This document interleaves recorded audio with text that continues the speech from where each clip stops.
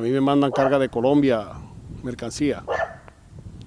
Resulta y pasa que unos muebles que llegaron ahorita a las 7, 8 de la noche, los parqué aquí y los puse en la puerta de la casa porque no entraban por la puerta. Los dejé ahí, fui un momentico a comprar una comida. Cuando regresé a las 9, ya no estaban los muebles. O sea, se los llevaron, se los robaron prácticamente, hurtaron los muebles.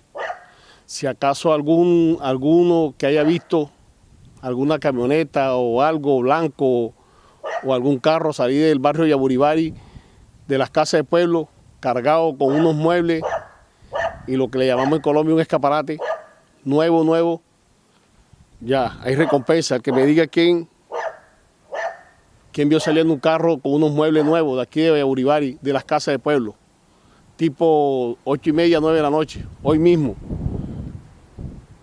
Así parecido a estos muebles ya. Estos son los muebles que se robaron de aquí de la casa, se hurtaron.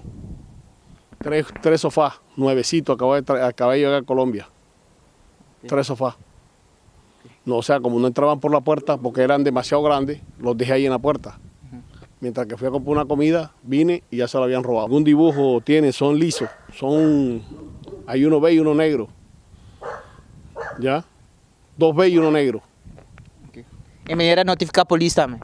Ya notifiqué a policía también, ya cogió la información para ver si el que sepa o veo el carro de aquí del barrio Yaburibari a esta hora, 8:30, 9 de la noche, tiene su recompensa, que me llama al teléfono 746-0698. 746-0698, W Cervantes. El que haya visto el camión que me llama al privado, para ver si puedo rescatar esos muebles ajenos ya. ¿Y esa es el biasa que te vas a comer o de pasado ya na gara cosa de venir aquí van a acabar?